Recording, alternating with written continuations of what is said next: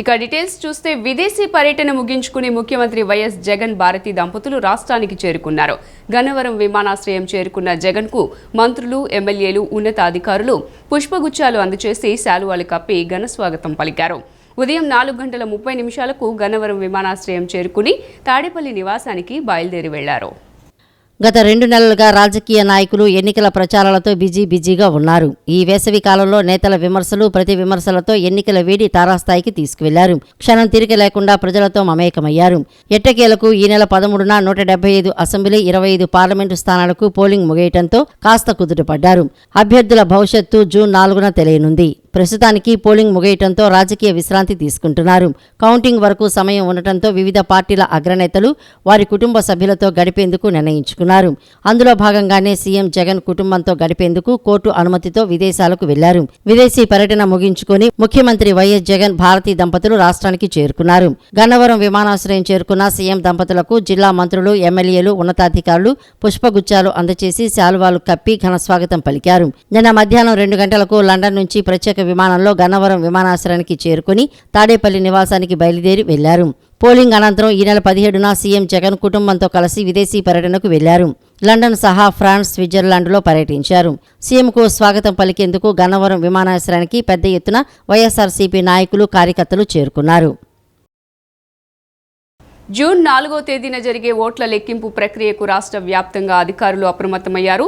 లెక్కింపు ప్రక్రియపై ఎక్కడికక్కడే సమీక్షలు నిర్వహించి లెక్కింపుపై సిబ్బంది పూర్తి అవగాహన కలిగి ఉండాలని సూచించారు.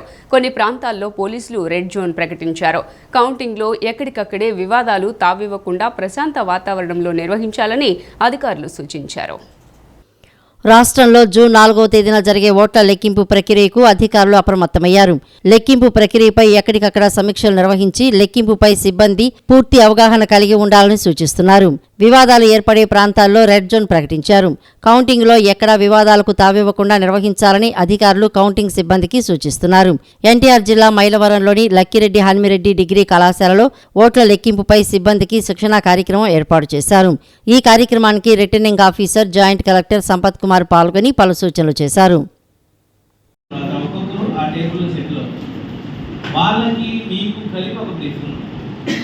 So this will start at 7:30. So 7:30కి మనం సీరియస్ గిన్నెలు అందరూ 7:30కి బ్రీఫింగ్ అనేది. సో వన్స్ 7:30 తర్వాత 7:45కి పార్లమెంట్కి సంబంధించినటువంటి సియు టీమ్ ఏదైతే ఉందో ఫస్ట్ సియూస్ అన్ని రెడీ చేసుకోండి. ఫస్ట్ అండ్ సెకండ్ రౌండ్లో ఏ టేబుల్ ఎఫిషియెంట్గా పనిచేస్తుందో మీకు అవగాహన, ఏ టేబుల్ సరిగా పనిచేయట్లేదో అవగాహన. మీకు రో ఇన్ఛార్జెస్ కింద మంచి ఆఫీసర్స్ని పెట్టడం జరిగింది. ఒక దానికి పార్లమెంట్కి శంకర్ నాయక్ ఉంటారు కమిషనర్. ఎందుకంటే పార్లమెంట్కి అదేవిధంగా అసెంబ్లీకి తిరగాల్సి వస్తుంది. పైకి కిందికి, ఫస్ట్ ఫ్లోర్కి, గ్రౌండ్ ఫ్లోర్కి తిరగాల్సి వస్తుంది. సో అలా తిరిగేటప్పుడు నాకున్న సమస్య ఏంటంటే అక్కడ ఒక సీనియర్ ఆఫీసర్ ఉండాలన్న ఉద్దేశం. సో అక్కడ ఏఆర్ఓ కిందేమో మన తహసీల్దార్ ఇబ్రహీంపట్నం సాయిరాజు ఉంటాడు. అక్కడ అటు రో ఇన్ఛార్జ్ గాను సమస్యలు ఏమన్నా వస్తే ఓవరాల్గా చూసుకోవడానికి నాయక్ గారు. సో ఇది మనము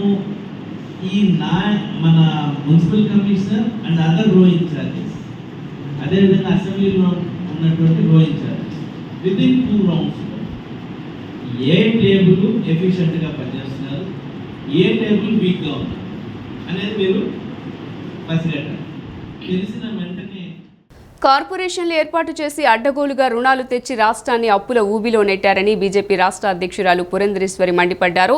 రాష్ట్ర ఆర్థిక పరిస్థితిపై గవర్నర్ను కలిసిన బీజేపీ నేతలు ఆస్తులు తాకట్టు పెట్టి తెచ్చిన అప్పుల వివరాలు కోరుతూ లేఖ రాశారు. పనులు పూర్తి చేసిన గుత్తేదారులకు బిల్లులు చెల్లించలేదని ఆగ్రహం వ్యక్తం చేశారు.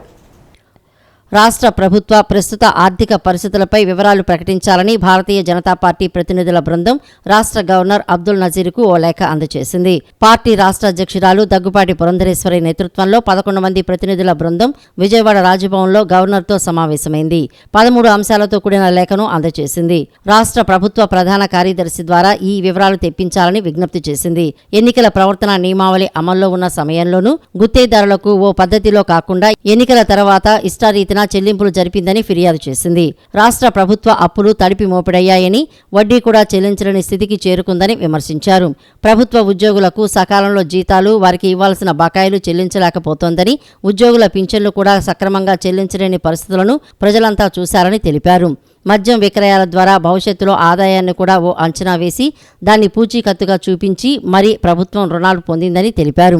ఆర్బీఐ జాబితా ప్రకారం తెచ్చిన మొత్తం అప్పుల వివరాలు ప్రకటించాలని, కార్పొరేషన్ల ద్వారా తెచ్చిన అప్పులు, గుత్తేదారులకు చెల్లించాల్సిన బకాయిల వివరాలు వెల్లడించాలని తమ లేఖలో కోరారు. వాటిని ఉల్లంఘించి ప్రభుత్వ ఆస్తుల్ని సైతం తనఖా పెట్టి, అంటే మనందరికీ తెలుసు, మన సెక్రటేరియట్ని కూడా రాష్ట్ర ప్రభుత్వం తనఖా పెట్టినటువంటి విషయం మనందరికీ తెలుసు. కనుక ఏ విధంగా ఈ ప్రభుత్వ ఆస్తుల్ని తనఖా పెట్టి అప్పులు తెచ్చారు, అదేవిధంగా కార్పొరేషన్ని నెలకొల్పి, ఆదాయం లేనటువంటి కార్పొరేషన్లు నెలకొల్పి ఆ కార్పొరేషన్ పేరున అప్పులు తీసుకుని వచ్చి, అదేమిటంటే నిస్సిగ్గుగా ఈ కార్పొరేషన్లు చేసినటువంటి అప్పులు మాకు అసలు ఎటువంటి సంబంధం లేదు అని చెప్పి ప్రభుత్వం బుకాయించడం. దీనికి తోడు ఏదైతే ఈ అప్పులు చేసి తీసుకొస్తున్నటువంటి సందర్భంలో ప్రభుత్వ ఉద్యోగులు ఉంటారు, వారికి సైతం జీతాలు ఇవ్వకపోవడం, వారికి పెన్షన్స్ ఇవ్వకపోవడం సకాలంలో, అందులోనూ టెండర్స్ ఫ్లోట్ చేసిన తర్వాత పనులు చేసినటువంటి కాంట్రాక్టర్స్ ఎవరైతే ఉంటారో వారికి సైతం బిల్లులు సకాలంలో ఇవ్వకపోవడం, ఇప్పటి వరకు కూడా వారికి బిల్లులు ఇవ్వలేదు సవ్యంగా. ఆ నేపథ్యంలో చాలామంది ఆత్మహత్యలు చేసుకున్నటువంటి విషయం కూడా మనందరికీ తెలుసు. అదేవిధంగా కేంద్ర ప్రభుత్వం గ్రామీణాభివృద్ధిని దృష్టిలో పెట్టుకుని గ్రామాలకి నేరుగా వనరులు అందించాలి అని చెప్పి భావించినటువంటి సందర్భంలో సైతం గ్రామీణాభివృద్ధిని ఉద్దేశించి కేంద్ర ప్రభుత్వం ఇచ్చినటువంటి డబ్బును కూడా రాష్ట్ర ప్రభుత్వం డైవర్ట్ చేసినటువంటి విషయం మరి ప్రజలందరికీ తెలుసు. సీనియర్ ఐపీఎస్ అధికారి ఏబీ వెంకటేశ్వరరావు ఈరోజు పదవీ విరమణ చేశారు. ఈరోజు ఉదయమే సర్వీస్లోకి తీసుకోవాలని ప్రభుత్వం నిర్ణయం తీసుకోవటం, ఆయన విధుల్లో చేరటం, సాయంత్రానికి పదవీ విరమణ చేయటం జరిగింది. వృత్తిరీత్యా మాత్రమే ఇవాళ రిటైర్ అవుతున్నానని, అన్యాయంపై పోరాటంలో ఎప్పటికీ రిటైర్ కానని ఏబీవీ స్పష్టం చేశారు. సీనియర్ ఐపీఎస్ అధికారి ఏబీ వెంకటేశ్వరరావు శుక్రవారం సాయంత్రం పదవి విరమణ చేశారు. శుక్రవారం ఉదయమే సర్వీసులోకి తీసుకోవాలని ప్రభుత్వం నిర్ణయం తీసుకోవడం, ఆయన విధుల్లో చేరడం, సాయంత్రానికి పదవి విరమణ చేయడం జరిగింది. శుక్రవారం ఉదయం బాధ్యతలు చేపట్టిన ఏబీ వెంకటేశ్వరరావు సాయంత్రం పదవి విరమణ చేశారు. ఈ సందర్భంగా పలువురు అధికారులు పుష్పగుచ్చాలు అందించి పదవీ విరమణ శుభాకాంక్షలు తెలిపారు. ఈ సందర్భంగా ఏబీ వెంకటేశ్వరరావు మాట్లాడుతూ పూర్తి సంతృప్తితో రిటైర్ అవుతున్నానని, సర్వీసులో ఉన్నన్ని రోజులు నీతి నిజాయితీతో పనిచేశానని అన్నారు. తనకు వచ్చిన కష్టాలను చూసి ఎంతోమంది కంటతడి పెట్టారని, వృత్తిరీత్యా ఎంతోమందిని చూశాను, సమాజంలో మంచివాళ్లను చూశాను, దుర్మార్గులను చూశాను అని అన్నారు. వృత్తిరీత్యా మాత్రమే ఇవాళ రిటైర్ అవుతున్నానని, అన్యాయంపై పోరాటంలో నేను రిటైర్ కానని అన్నారు. ప్రాణం ఉన్నంత వరకు బాధితుల తరపున పోరాడుతూనే ఉంటానని, పదవీ విరమణ తర్వాత కూడా దుష్ట శిక్షణ, శిష్ట రక్షణ కొనసాగిస్తానని ఏబీవీ పేర్కొన్నారు. ఎక్కడైనా సరే అన్యాయాల్ని, అక్రమాల్ని, అధర్మాన్ని, అణచివేతని ఎదుర్కోవడం నా వృత్తి ధర్మం. చట్టాన్ని ఉపయోగించి ఎక్కడైనా సరే అన్యాయం జరిగితే దాన్ని ఎదుర్కోవడానికి నా శాయశక్తిలా పనిచేసేవాడిని. చట్టం యొక్క గీతల్ని, అన్యాయాన్ని ఎదుర్కోవడం కోసం ఎక్కడన్నా కొంచెం అటు ఇటు జరిపానేమో కానీ అన్యాయం చేయడానికి ఎప్పుడూ గీతను జరపలా. నాకై నేను స్వచ్ఛందంగా అవినీతికి, చెడు అలవాట్లకి లోను కాకూడదు అని చెప్పి సర్వీస్ మొదట్లోనే నిర్ణయించుకున్నాను. అలాగే 35 ఏళ్ళు గడిపాను కూడా. దాని గురించి నేను సర్వీస్ మొదట్లో ఏమనుకునేవాడిని అంటే, ఆనెస్టీ రోజు రోజుకి తగ్గిపోతుంది, క్యారెక్టర్ రోజు రోజుకి తగ్గిపోతుంది. కాబట్టి 10, 20, 30 సంవత్సరాల తర్వాత ఆనెస్టీకి, క్యారెక్టర్కి మంచి వాల్యూ ఉంటుంది.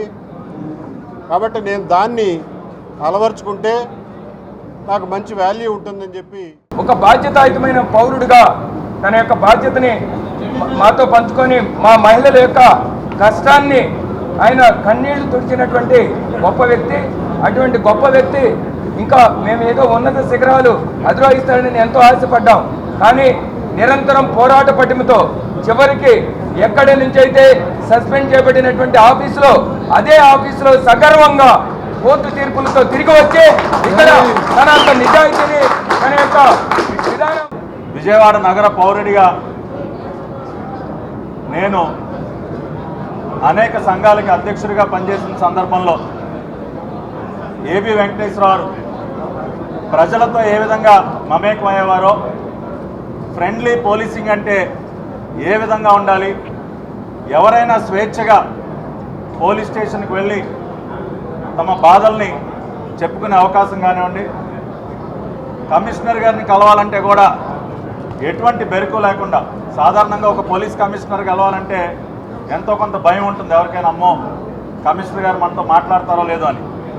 కానీ ఆయన 2 సార్లు విజయవాడ సిపిగా ఉన్నప్పుడు స్వేచ్ఛగా ఎవరైనా సరే ఆయన దగ్గరికి వెళ్ళి వాళ్ళ కష్టాలు చెప్పుకునేటువంటి అవకాశాన్ని కల్పించి నిజమైనటువంటి ఫ్రెండ్లీ పోలీసింగ్ ఏ విధంగా ఉంటుందో సమాజానికి తెలియజెప్పినటువంటి వ్యక్తి శ్రీ ఏబి వెంకటేశ్వరరావు. ఆంధ్రప్రదేశ్ రాష్ట్ర ఉన్నత న్యాయస్థానంలో న్యాయమూర్తిగా జస్టిస్ ఏవి శేషసాయి అందించిన సేవలు ప్రశంసనీయమైనవని హైకోర్టు ప్రధాన న్యాయమూర్తి జస్టిస్ ధీరజ్ సింగ్ ఠాకూర్ కొనియాడారు. 2013లో ఉమ్మడి ఆంధ్రప్రదేశ్ హైకోర్టులో అదనపు న్యాయమూర్తిగా, 2014లో న్యాయమూర్తిగా పదోన్నతి పొంది న్యాయమూర్తిగా విశిష్ట సేవలు అందించారని తెలిపారు.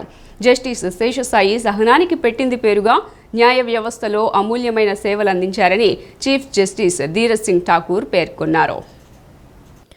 ఆంధ్రప్రదేశ్ రాష్ట్ర ఉన్నత న్యాయస్థానంలో న్యాయమూర్తిగా జస్టిస్ ఏవి శేషసాయి అందించిన సేవలు ప్రశంసనీయమైనవని హైకోర్టు ప్రధాన న్యాయమూర్తి జస్టిస్ ధీరజ్ సింగ్ ఠాకూర్ కొనియాడారు. ఆంధ్రప్రదేశ్ హైకోర్టు న్యాయమూర్తిగా సేవలు అందిస్తున్న జస్టిస్ ఏవి శేషసాయి పదవీ విరమణ చేయనున్న నేపథ్యంలో హైకోర్టు మొదటి కోర్టు హాల్లో ఘనంగా వీడ్కోలు కార్యక్రమం జరిగింది. ఈ వీడ్కోలు కార్యక్రమంలో హైకోర్టు ప్రధాన న్యాయమూర్తి జస్టిస్ ధీరజ్ సింగ్ ఠాకూర్ మాట్లాడుతూ న్యాయమూర్తి జస్టిస్ ఏవి శేషసాయి సేవలను ప్రత్యేకంగా కొనియాడారు. 1962లో పశ్చిమ గోదావరి జిల్లా భీమవరంలో సామాన్య కుటుంబంలో పుట్టిన జస్టిస్ శేషసాయి భీమవరంలో గ్రాడ్యుయేషన్ పూర్తి చేసిన పిదప ఏలూరు సిఆర్ రెడ్డి కళాశాలలో న్యాయశాస్త్రం పూర్తి చేసి 1987లో న్యాయవాదిగా ఎన్రోల్ అయ్యారని గుర్తు చేశారు. 2013లో ఉమ్మడి ఆంధ్రప్రదేశ్ హైకోర్టులో అదనపు న్యాయమూర్తిగా, 2014లో న్యాయమూర్తిగా పదోన్నతి పొంది న్యాయమూర్తిగా విశిష్ట సేవలు అందించారని తెలిపారు. Apart from the contribution made by Justice Sheshasai on the judicial side, even on the administrative side, being a part of various committees, Justice Sheshasai made invaluable contribution which had a profound impact on improving the administration of justice in the state. The contribution made by Justice Sheshasai as Executive Chairman of the Andhra Pradesh State Legal Services Authority from 13th of June 2023 till date, and earlier as Chairman High Court Legal Services Committee from 26th April 19 to 5th of April 2023 also is remarkable. Under his guidance, a unique program was launched through which prisoners are being imparted skill development training in various trades through National Academy of Construction with financial support of a nationalized bank under CSR. Justice ఏవి శేషసాయి మాట్లాడుతూ ముందుగా న్యాయమూర్తిగా తన కెరీర్లో సహాయ సహకారాలు అందించిన ప్రస్తుత ప్రధాన న్యాయమూర్తి సహా పూర్వపు ప్రధాన న్యాయమూర్తులు, న్యాయవాదులు, తన పేషీ అధికారులు, సిబ్బంది ప్రతి ఒక్కరికి ధన్యవాదాలు తెలియజేశారు. ఆంధ్రప్రదేశ్ రాష్ట్ర విభజన తర్వాత ఉమ్మడి ఆంధ్రప్రదేశ్ హైకోర్టు విభజన జరిగి ఏపీకి ప్రత్యేక హైకోర్టు ఏర్పాటు సమయంలో తాత్కాలిక వసతుల ఏర్పాటులో అనేక ఇబ్బందులు ఎదుర్కొన్నామని గుర్తు చేశారు. ఆ సమయంలో విజయవాడ, గుంటూరు న్యాయవాదులు అందించిన సహాయ సహకారాలను గుర్తు చేసుకుంటూ వారందరికీ ప్రత్యేకంగా కృతజ్ఞతలు తెలిపారు. I was a first generation lawyer, and I do not say that without anybody's help I have reached this position, and if it is stated otherwise, it's a myth and a false statement, and I do not want to deceive myself with such a statement. With the background I had, I never dreamt of elevation to the bench. I am very much indebted to the Collegium headed by Sri Justice Madan B. Loko, the then Chief Justice of Composite High Court of United Andhra Pradesh, who later adorned the Honorable Supreme Court bench. But for him and other members of the Collegium and senior judges of that period, I would not have come to the present position. While taking consent from me, Justice Sri Madan B. Lokur said, I quote, "Brother, I welcome you to the system, and you come to the system with service motto and remain in the history of the institution forever with your conduct and performance." And he further said, రోజు రోజుకు టెక్నాలజీని ఉపయోగించి చేస్తున్న మోసాలు ఎక్కువైపోతున్నాయి. గత రోజు ఉయ్యూరులో prank యాప్తో PhonePe చేయకుండానే చేశారని ఒక వ్యాపారస్తుడిని ముగ్గురు యువకులు మోసం చేయాలని ప్రయత్నించారు. సదరు వ్యక్తి యువకుల మీద అనుమానం కలిగి వారిని పోలీసులకు అప్పగించారు. అదుపులోకి తీసుకున్న పోలీసులు సదరు యువకులను ప్రశ్నించగా ప్రాంక్ యాప్ ద్వారా మోసానికి పాల్పడినట్లు తెలిసింది. కేసు నమోదు చేసుకున్న పోలీసులు రిమాండ్కు తరలించారు. ఫోన్పే, గూగుల్ పే ద్వారా పేమెంట్ చేసే సమయంలో వ్యాపారస్తులు జాగ్రత్తగా ఉండాలని పోలీసులు కోరుతున్నారు. ఉయ్యూరు పట్టణంలో వెంకటేశ్వర టైర్ షాపుకి చెందిన యజమాని కంప్లైంట్ ఇచ్చాడు. అతని షాప్కి ఒక కుర్రోడు వచ్చి ఒక పల్సర్ 220 బైక్ టైర్ కావాలి, అలాగే యాక్టివా బైక్కి టైర్ కావాలని తీసుకున్నాడు. తీసుకున్న తర్వాత డబ్బులు ఫోన్పే ద్వారా చేస్తానని చెప్పేసి తన మొబైల్ తీసి ఫోన్పే చేశానని చెప్పి అమౌంట్ చూపించాడు. అతని అనుమానం వచ్చి చెక్ చేసుకుంటే అతని అకౌంట్లో కానీ అతని మొబైల్లో కానీ డబ్బులు రాలేదు. అనుమానం వచ్చి అతన్ని అడిగితే టైర్లు వద్దు, నాకేం వద్దులే అని చెప్పేసి తెలుపుదోసాలు అతని అనుమానం వచ్చి అతను పట్టుకొని స్టేషన్ తీసుకొచ్చాడు. వెంటనే మేము అతన్ని విచారించాము. అతనితో పాటు తన ఫ్రెండ్స్ కలిసి ముగ్గురు నిన్న కైగూరు నుంచి ఉయ్యూరు పట్టణానికి వచ్చారు. వచ్చి వీళ్ళు ఒక ప్రాంక్ యాప్ అని చెప్పేసి డౌన్లోడ్ చేసుకుని దాంట్లో వాళ్ళు పథకం ప్రకారంగా జనాల్ని మోసం చేసే విధంగా వాళ్ళ దగ్గర పేమెంట్ అయినట్టు, గేట్వే ద్వారా పేమెంట్ అయినట్టు చూపించి ప్రజలను మోసం చేస్తున్నారు. ఇలాంటి ముగ్గురు వ్యక్తుల్ని అరెస్ట్ చేసి రిమాండ్ చేయడం. 10,000 కోట్ల రూపాయల విద్యుత్ సర్దుబాటు ఛార్జీల భారం మోపే ప్రతిపాదనలను విద్యుత్ నియంత్రణ మండలి తిరస్కరించాలని సిపిఎం రాష్ట్ర కార్యదర్శి వర్గ సభ్యులు సిహెచ్ బాబురావు కోరారు. ఇప్పటికే వైసీపీ ప్రభుత్వం వేలాది కోట్ల రూపాయలు దొడ్డిదారిన విద్యుత్ భారాలు మోపిందని ఆరోపించారు. విద్యుత్ రంగాన్ని బడా కంపెనీలకు కట్టబెడుతూ నెల నెలా సర్దుబాటు ఛార్జీల భారాన్ని మోపే విధానాలు మోదీ ప్రభుత్వం రూపొందించిందని, మోదీతో జతకట్టిన తెలుగుదేశం వైసీపీ విధానాలు విద్యుత్ రంగాన్ని సర్వనాశనం చేస్తున్నాయని మండిపడ్డారు. సిపిఎం నేతలతో కలిసి ఆ పార్టీ రాష్ట్ర కార్యదర్శి వర్గ సభ్యులు సిహెచ్ బాబురావు విజయవాడ సెంట్రల్ నియోజకవర్గంలోని కస్తూరిబాయిపేట, గిరిపురం, సీతారాంపురం, అరండల్పేట, గుణదల, కాలువకట్టలు తదితర ప్రాంతాల్లో పర్యటించారు. ఎన్నికల్లో ఓట్లు వేసిన ప్రజలకు ధన్యవాదాలు తెలిపారు. కార్యకర్తలను అభినందించారు. ఈ సందర్భంగా కార్మికపురంలోని గవర్నర్పేట విద్యుత్ సబ్స్టేషన్ వద్ద బాబురావు మాట్లాడుతూ, గత 5 సంవత్సరాల కాలంలో వేలాది కోట్ల రూపాయలు పలు రూపాల్లో విద్యుత్ భారాలు మోపిన రాష్ట్ర ప్రభుత్వం మరో 10,000 కోట్ల రూపాయల సర్దుబాటు ఛార్జీలను వడ్డించే ప్రతిపాదనలు విద్యుత్ నియంత్రణ మండలికి పంపడం శోచనీయమని అన్నారు. 2023-24 సంవత్సరంలో కేంద్ర ప్రభుత్వం ఆదేశాల మేరకు విద్యుత్ పంపిణీ సంస్థలు ప్రతి నెల 40 పైసలు చొప్పున యూనిట్కి సర్దుబాటు ఛార్జీలు వసూలు చేశారని అన్నారు. 2014 సంవత్సరం నుండి వినియోగించిన విద్యుత్తుపై ₹3 సర్దుబాటు ఛార్జీల పేరుతో వేలాది కోట్ల రూపాయల భారం వేశారని ధ్వజమెత్తారు. స్వల్పకాలిక విద్యుత్ కొనుగోళ్ల పేరుతో అడ్డగోలుగా అవినీతికి పాల్పడి పెద్ద ఎత్తున ప్రైవేటు కంపెనీ నుంచి అధిక రేట్లకు విద్యుత్ కొనుగోలు చేశారని, మెటీరియల్ రేట్లు పెంచి దోచుకున్నారు. బొగ్గు మొదలు ట్రాన్స్ఫార్ల వరకు అన్నిటిలోనూ పెద్ద ఎత్తున అవినీతికి పాల్పడ్డారని ఆరోపించారు. మేము కరెంటు ఛార్జీలు తగ్గిస్తామని మాట చెప్పి బాధుడు ఉండదని చెప్పి జగన్ మోడీ మార్కు బాధుడు జనం మీద కరెంటు ఛార్జీలు సర్దుబాటు ఛార్జీల పేరుతో విపరీతంగా మోపారు. మళ్ళీ ఇప్పుడు సుమారుగా 10,000 కోట్ల రూపాయలు పైగా ట్రూ అప్ ఛార్జీలు సర్దుబాటు ఛార్జీల పేరుతో భారం మోపడానికి విద్యుత్ పంపిణీ సంస్థలు విద్యుత్ నియంత్రణ మండలికి ఇప్పటికే దరఖాస్తులు పెట్టారు. అంటే ఎన్నికల వరకు కప్పిపుచ్చి ఎన్నికలు అయిన తర్వాత రేపు జనం మీద భారం వేయటానికి సిద్ధమవుతున్నారు. దీని ప్రకారం చూస్తే ఇప్పుడున్నటువంటి కరెంటు ఛార్జీలు కాకుండా అదనంగా యూనిట్కి ₹2.40 పైన భారం పడుతుందని ఇవాళ తెలుస్తూ ఉంది. అంటే అసలు ఇక కరెంటు పార్టీలు రెండు, అటు వైసీపీ టీడీపీ హామీ ఇచ్చారు, మేము ఛార్జీలే పెంచలేదని వీళ్ళు, మేము పెంచబోమని వాళ్ళు. కానీ దీనంతా ఆడిస్తున్నది మాత్రం మోడీ ప్రభుత్వం. మోడీ ప్రభుత్వం విద్యుత్ రంగాన్ని నాశనం చేస్తూ ఉంది, ప్రైవేట్ కంపెనీలు కట్టబెడతా ఉన్నారు.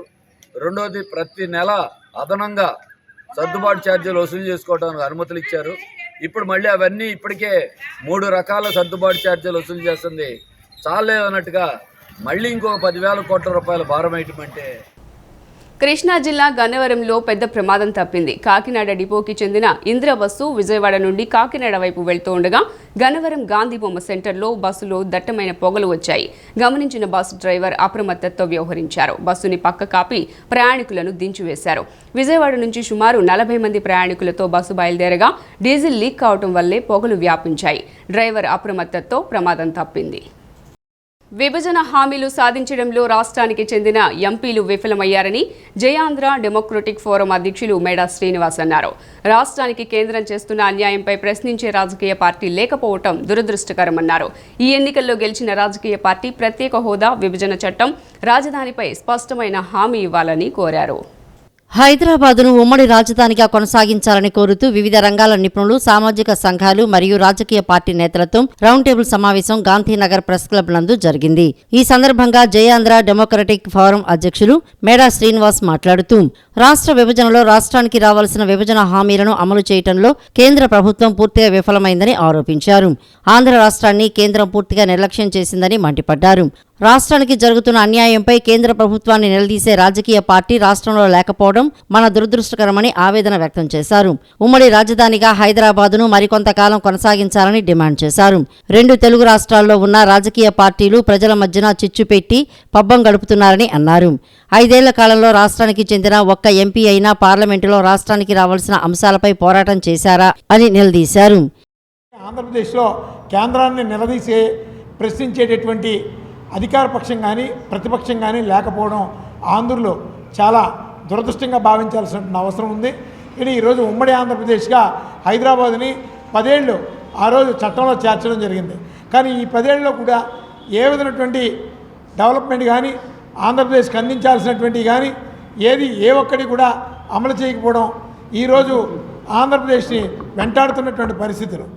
అదేవిధంగా ఆంధ్రప్రదేశ్లో ఉన్నటువంటి ప్రధాన రాజకీయ పార్టీలు కావచ్చు, అలాగే తెలంగాణలో ఉన్నటువంటి కేసీఆర్ లాంటి పార్టీ కావచ్చు, వీళ్ళంతా కూడా ఆంధ్రప్రదేశ్ తెలంగాణ ప్రజల మధ్య ఏదో ఒక విధమైనటువంటి ప్రాంతీయ చిచ్చుల్ని ఎక్కువగా అవకాశాలు కల్పిస్తూ వాళ్ళ మధ్య చిచ్చు పెడుతూ మళ్ళీ విభజిత రాష్ట్రానికి జరిగిన అన్యాయాన్ని సరిదిద్దవలసిన బాధ్యత కూడా పూర్తిగా కేంద్రం మీద, కేంద్ర రాజకీయాల మీద, రాజకీయ పార్టీల మీద, పార్లమెంటు మీద మాత్రమే ఉంటుంది. మరి 10 సంవత్సరాల అంటే తక్కువ సమయం కాదు. 2 ప్రభుత్వాలు మారాయి. మరి కేంద్రంలో 10 సంవత్సరాలు ఒక బలమైన ప్రభుత్వం ఉన్నది. వారు ఏ విషయంలోనూ కూడా ఆంధ్రప్రదేశ్కి న్యాయం చేయాలనే దృక్పథం ఎక్కడా కనపరచలేదు. మరి ఇక్కడ రాష్ట్రంలో ప్రతిపక్షంగా ఉన్న పార్టీ కానీ, అధికారపక్షంగా ఉన్న పార్టీ కానీ పరస్పరం ఆ హోదాలు మారిన పరిస్థితుల్లో ఉన్నప్పుడు కానీ మరి కేంద్రాన్ని నిలదీసి ఆంధ్రప్రదేశ్ రాష్ట్ర హక్కుల కోసము ఏనాడు మరి పోరాడని పరిస్థితుల్లో, కేంద్రం తన బాధ్యతను విస్మరించిన పరిస్థితుల్లో, ఒక రాజధాని నిర్మాణంలో కానీ, పోలవరం పూర్తిస్థాయి నిధులు ఇచ్చి పోలవరం ప్రాజెక్టును కంప్లీట్ చేయడంలో కానీ, ప్రత్యేక హోదా ఒక ఎగ్జిక్యూటివ్ ఆర్డర్గా మిగిలిన రాష్ట్రాలకు ఇచ్చిన విధంగానే ఆంధ్రప్రదేశ్కి ప్రత్యేక హోదా ప్రకటించడంలో కానీ. తెలుగు చలనచిత్ర పరిశ్రమలో స్టార్లు ఎంతో మంది పుట్టారని, కానీ సూపర్ స్టార్ ఎప్పటికీ కృష్ణ ఒక్కరేనని ఆంధ్రప్రదేశ్ చలనచిత్ర వాణిజ్య మండలి వ్యవస్థాపక కోశాధికారి పాలెపు రామారావు అన్నారు. తెలుగు చలనచిత్ర పరిశ్రమలో మారుతున్న టెక్నాలజీని ప్రేక్షకులు అందజేశారని పేర్కొన్నారు. సూపర్ స్టార్ కృష్ణ ప్రేక్షకుల హృదయాల్లో చెరగని ముద్ర వేసుకున్నారన్నారు. ఆంధ్రప్రదేశ్ చలనచిత్ర వాణిజ్య మండలి ఆధ్వర్యంలో తాడేపల్లిలోని ఛాంబర్ కార్యాలయంలో సినీ నటుడు సూపర్ స్టార్ కృష్ణ జయంతి కార్యక్రమం ఘనంగా నిర్వహించారు.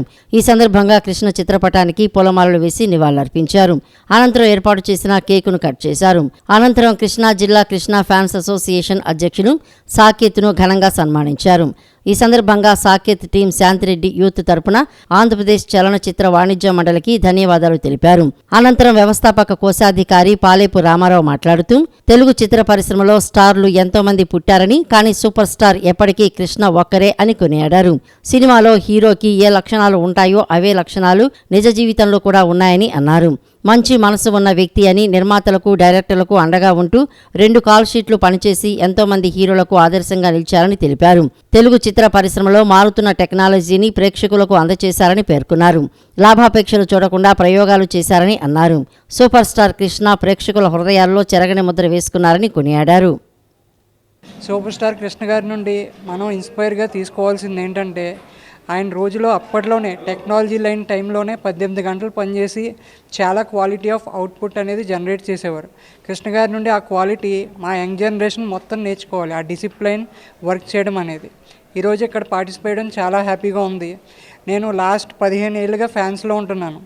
నాకు ఎప్పుడు ఏ ప్రాబ్లం వచ్చినా మా ఫ్యాన్స్ అనేవాళ్ళు ఒక ఫ్యామిలీలో ఉంటారు. సో నేను చెప్పేది ఏంటంటే, సినిమా చూసి చాలా మంచి క్వాలిటీస్ ఇన్స్పైర్ అవ్వండి. ఎంతమంది హీరోలు పుట్టినా సూపర్ స్టార్ అప్పటికి ఇప్పటికీ ఎప్పటికీ ఒక్కరే ఒక్కరు, ఆయనే ఘట్టంనేని కృష్ణ గారు. సినిమాలో హీరోకు ఏ లక్షణాలు అయితే ఉంటాయో నిజ జీవితంలో కూడా అలాంటి లక్షణాలు కలిగినటువంటి వ్యక్తి సూపర్ స్టార్ కృష్ణ గారు. ఒక మానవతావాది, మంచి మనసున్నటువంటి వ్యక్తి. షూటింగులలో క్రమశిక్షణతో నిర్మాతలకు డైరెక్టర్లకు అండగా ఉంటూ రోజు 2 కాల్ షీట్లు పనిచేసి ఎంతోమంది హీరోలకు ఆదర్శంగా నిలిచినటువంటి వ్యక్తి సూపర్ స్టార్ కృష్ణ గారు. ఉక్కపోత వడగాలులతో ఉక్కిరిబిక్కిరవుతున్న ప్రజలకు వాతావరణ శాఖ చల్లని కబురు చెప్పింది. జూన్ 5లోపు రాష్ట్రంలోకి రుతుపవనాలు ప్రవేశించే అవకాశం ఉందని వెల్లడించింది. జూన్ 5లోపు రాష్ట్రంలోకి నైరుతి రుతుపవనాలు ప్రవేశించే అవకాశం ఉందని వాతావరణ శాఖ వెల్లడించింది. నైరుతి రుతుపవనాలు కేరళ, ఈశాన్య రాష్ట్రాల్లో విస్తరించాయని ఐఎండీ తెలిపింది. ప్రీ మాన్సూన్ వల్ల మరో 2-3 రోజుల్లో రాష్ట్రంలో అధిక ఉష్ణోగ్రతలు కొనసాగుతాయని వెల్లడించింది. కోస్తాంధ్ర, రాయలసీమ జిల్లాలు సెగలు కక్కుతున్నాయి. వాయువ్య ప్రాంతాల నుంచి వీస్తున్న ఉష్ణగాలుల ప్రభావం నేరుగా రాష్ట్రంపై పట్టడంతో తీవ్రస్థాయిలో ఉష్ణోగ్రతలు రికార్డు అవుతున్నాయి. పగటి, రాత్రిపూట ఉష్ణోగ్రతలు తారాస్థాయికి చేరాయి. తేమలేని పొడిగాలుల కారణంగా ఎండ తీవ్రత బాగా పెరిగింది.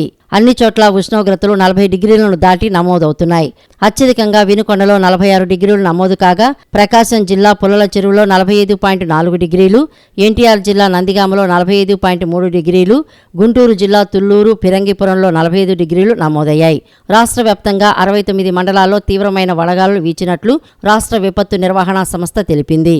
శనివారం కోస్తాంధ్రలోని 58కి పైగా మండలాల్లో తీవ్ర వడగాలులు వీచే అవకాశం ఉన్నట్లు వెల్లడించింది. అలానే మరికొన్ని చోట్ల తేలికపాటి నుంచి మోస్తరు వర్షాలు కురుస్తాయని తెలిపింది. విదేశీ పర్యటన ముగించుకుని విజయవాడ చేరుకున్న సీఎం జగన్మోహన్ రెడ్డికి రాంవరపాడు వద్ద వైఎస్ఆర్సీపీ శ్రేణులు, ప్రజాప్రతినిధులు, అభిమానులు, స్థానిక ప్రజలు ఘనస్వాగతం పలికారు. లండన్ నుంచి సతీ సమేతంగా గన్నవరం విమానాశ్రయానికి చేరుకుని అక్కడి నుంచి రోడ్డు మార్గాన తాడేపల్లి నివాసానికి బయలుదేరిన సీఎం జగన్మోహన్ రెడ్డికి రాంవరపాడు వద్ద ఫుట్పాత్పై నిలబడి వైసీపీ శ్రేణులు పార్టీ జెండాలు పట్టుకుని ఘనస్వాగతం పలికారు. సీఎం జగన్ వారికి అభివాదం చేస్తూ ముందుకు సాగారు.